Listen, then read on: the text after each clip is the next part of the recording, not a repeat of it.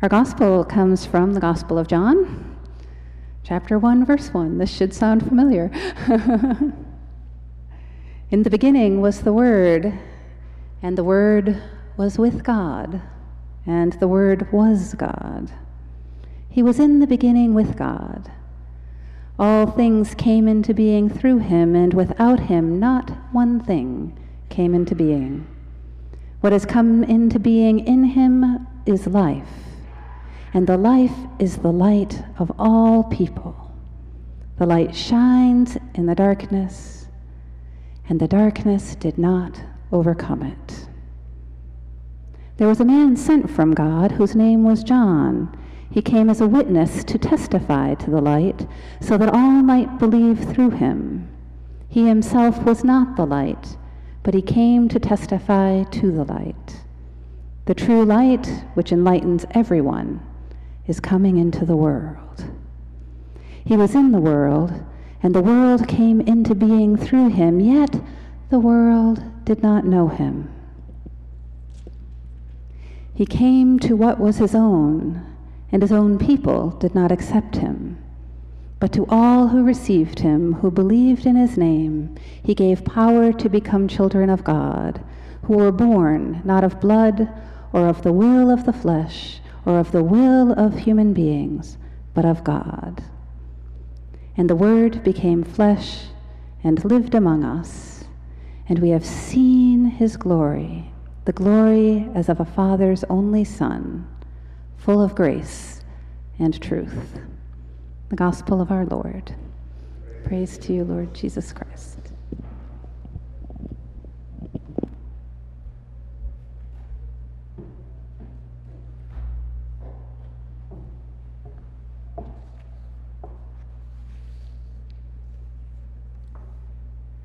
So on this beautiful Christmas morning, with the actual sun coming through our windows, we celebrate the Word made flesh, the unquenchable light entering the nighttime confusion of our world. This light, that is the Christ, we hear that this light has been with the Creator since the very beginning of time, since the foundations of the earth. I'm going to introduce you very briefly to a little controversial theology. We read the Proverbs 8 passage, which tells us about wisdom, right? Wisdom is a female figure who moves through the scriptures and stands on street corners and yells out to people, come back to the way, right? Don't go that way, it's folly. Come this way for abundant life. And in Proverbs 8:22 and following, we hear that wisdom was like a child. And there's all these, I won't introduce all the complex theological wrangling over this, but whether begotten of God, child of God, first creation of God, we don't know.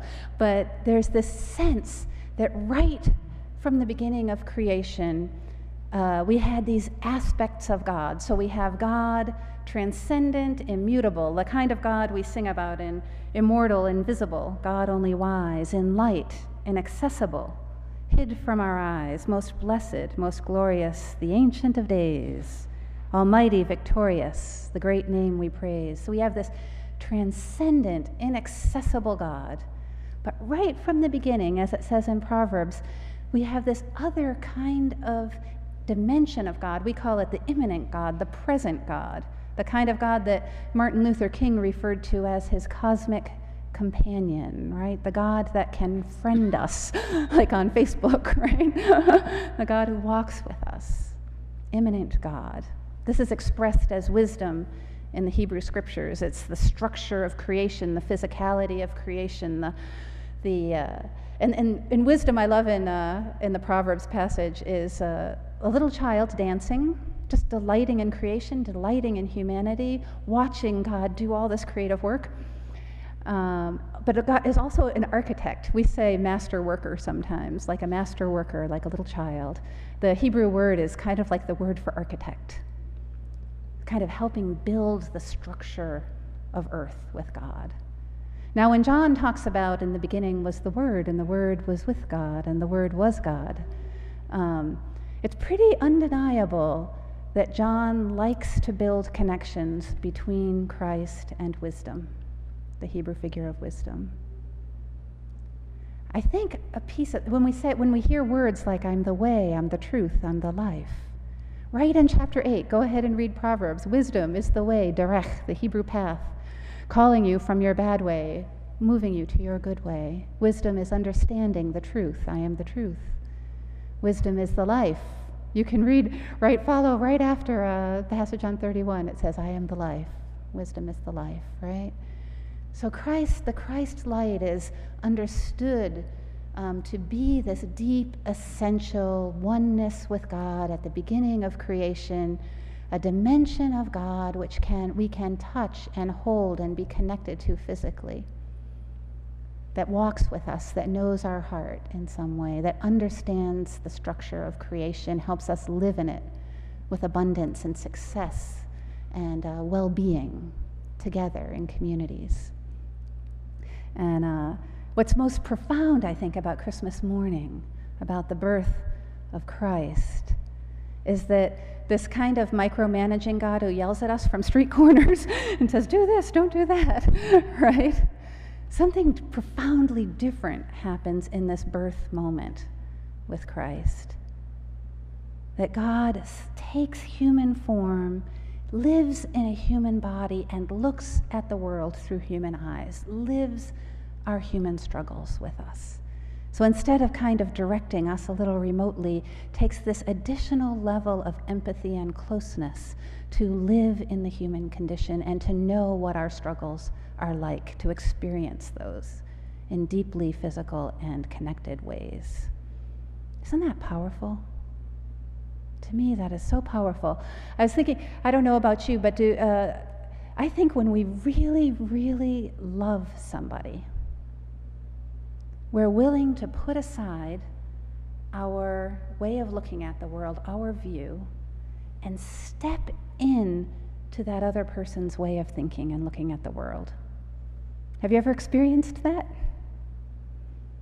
Of saying, I think I'll just set aside my assumptions. How about you married couples out there? Do you do this for each other once in a while? Just say, I'm going to put my way of thinking out of the way for a minute and let me step into my beloved's way of thinking. Has somebody ever done that for you? You know it's not their way of thinking. You know their way of being in the world is so different, but they love you so, so much that they say, you know what? I think I get what you're thinking. Let me put my mind into your mind. Let me look at the world the way you look at the world.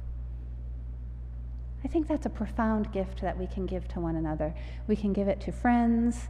We give that to our children, hopefully. Our children give that to us, right? This is seeing through the eyes of our beloved. In the birth of Christ, in the incarnation, the almighty creator of universes and galaxies and that star that stopped in the sky, that transcendent, all-powerful love that is every atom of everything that exists, comes into the form of a human baby. The most tender, vulnerable experience imaginable in the world. To say, I want to live my life through the eyes of you, my beloved, through the experience of the human condition. I love you that much. When I really meditate on that, it knocks me out. I suggest meditating on that for a while. Well, somehow the Leonard Cohen song came to my mind as I was reflecting on this, and he has this line that says, I've been where you're hanging. I think I can see how you're pinned. I've been where you're hanging. I think I can see how you're pinned. It's like Christ comes into the world and he says, okay, let's live into this human condition and see why we're stuck. Why are we stuck in violence? Why are we stuck in greed? And then starts to live with us and guide us and show us the way out, the path of love out of this predicament. Empathy, essentially, right? Feeling with one another. Sometimes I wonder about the flip side of this. If God is our beloved, and if God does this immense act for us, this incredible act of graciousness to set aside all of this huge amount of power and come into our limited way of understanding things out of love for us, do we ever offer that back to God? Because we love God so much. Do we ever, just for a minute, in our wildest imagination, in our passionate love of God, stop and say, I'm going to put aside my limitedness just for a minute, my narrow concerns, my earthly worries of all sorts, and try to look at the world the way God does. Try to see through the eyes of God, my beloved. Have you ever tried that? What do you think you would see?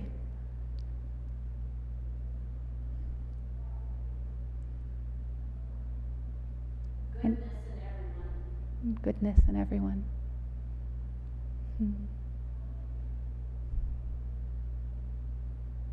Any other thoughts of what you would see if you were empathizing with God? What's that? Holy light? Only light. Only light. It's a whole stories. Oh, that's good, Kathleen. Yeah.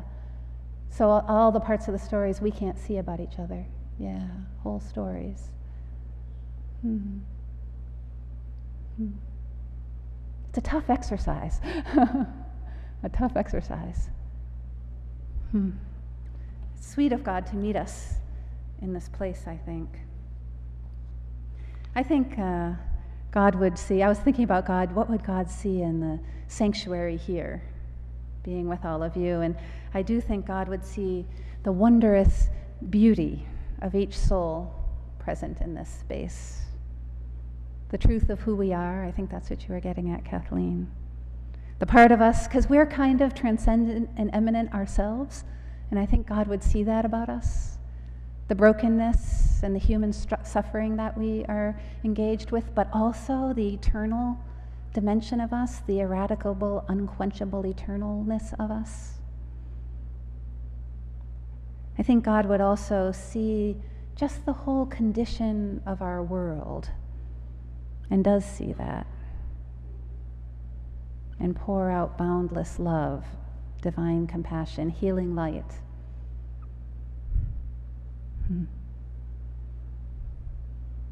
I think that's a good exercise. How would God look at us?